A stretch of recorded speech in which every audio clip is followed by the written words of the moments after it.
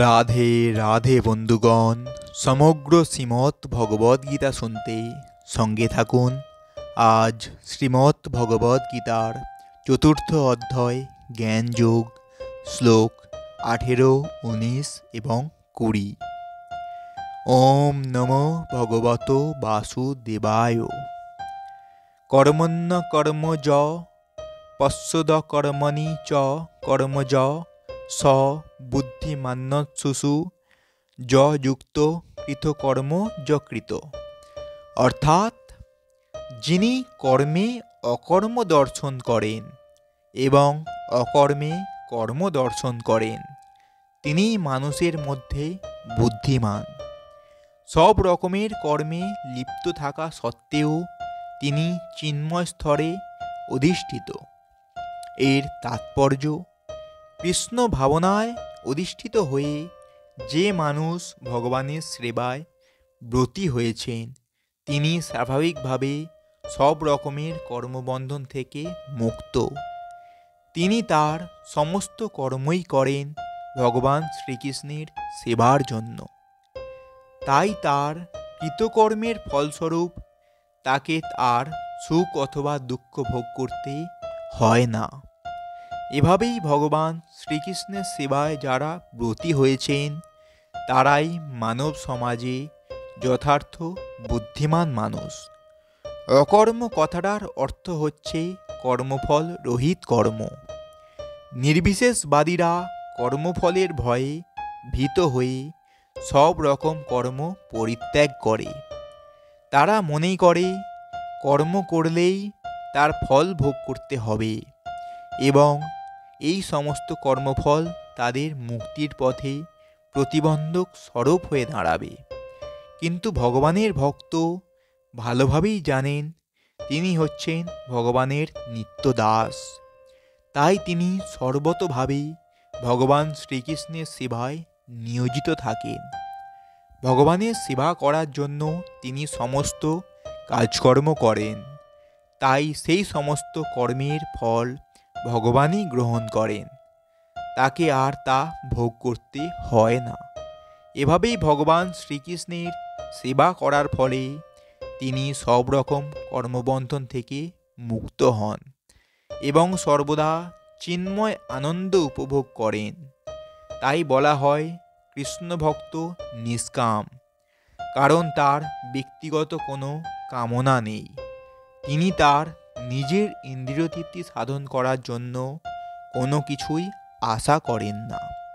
ভগবান শ্রীকৃষ্ণের নিত্য দাসত্ব করার পরম আনন্দ লাভের ফলে তিনি জড় ইন্দ্রিয় সুখ ভোগের সমস্ত বাসনার নিরর্থকতা উপলব্ধি করতে পারেন এবং তার ফলে তিনি সম্পূর্ণ কর্মফলের বন্ধন থেকে মুক্ত হন।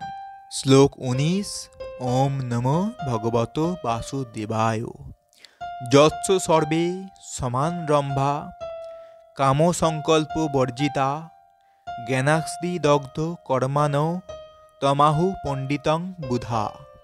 অর্থাৎ যারা সমস্ত কর্মপ্রচেষ্টা কাম ও সংকল্প রহিত, তিনি পূর্ণ জ্ঞানে অধিষ্ঠিত।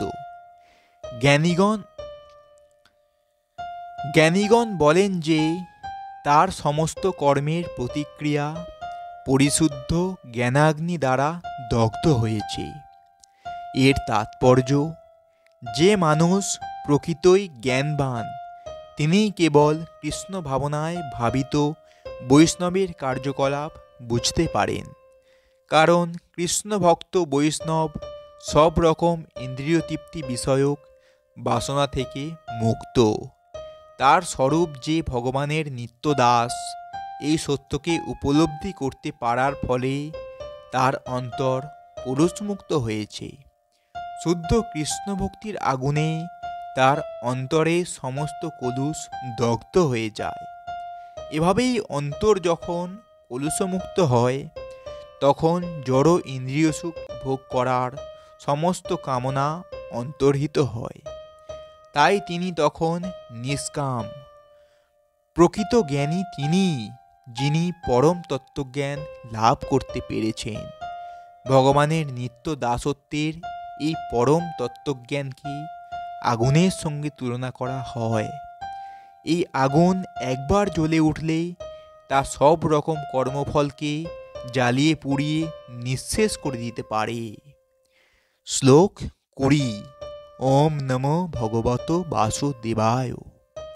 তক্তা কর্মফলাসঙ্গং নিত্যতপ্ত নিরাশ্রয় কর্মণ্য ভৃপ্রবৃত্তহপি নৈব কিঞ্চিত করতি স।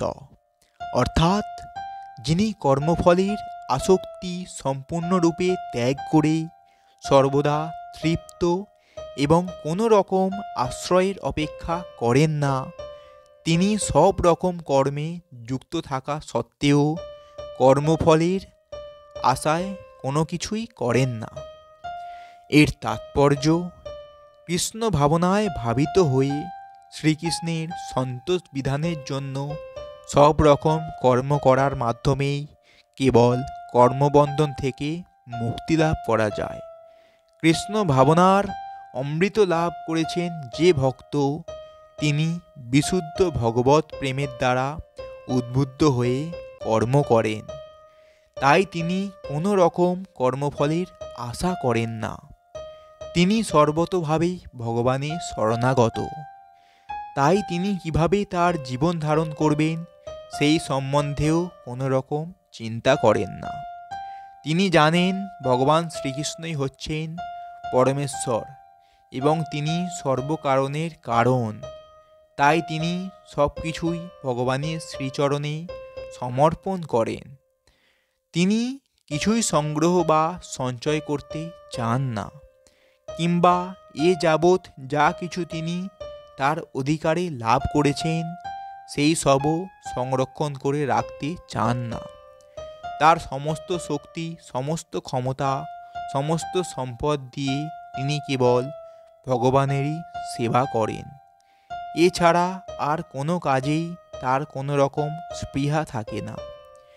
এই ধরনের নিরাসক্ত কৃষ্ণভক্ত ভালো ও মন্দ সব রকম কর্মফল থেকে মুক্ত, যেন তিনি কোনো কাজকর্মই করছেন না। এই হচ্ছে অকর্ম অর্থাৎ কর্মফলহীন কাজকর্মের লক্ষণ। তাই কৃষ্ণ ভাবনা রহিত যেসব কর্ম, তা সবই জীবকে কর্মফলের বন্ধনে আবদ্ধ করে রাখে। তাকে বলা হয় বিকর্ম। এই কথা পূর্বেই বলা হয়েছে। তো বন্ধুগণ, এটাই ছিল শ্রীমদ্ ভগবদ গীতার 4র্থ অধ্যায় জ্ঞানযোগের শ্লোক 18, 19 এবং 20। এইরকম সম্পূর্ণ ভগবদ গীতা এবং বাংলা অনুবাদ শুনতে আমাদের এই চ্যানেলটি সাবস্ক্রাইব করুন এবং সঙ্গে থাকুন। রাধে রাধে। জয় শ্রীকৃষ্ণ।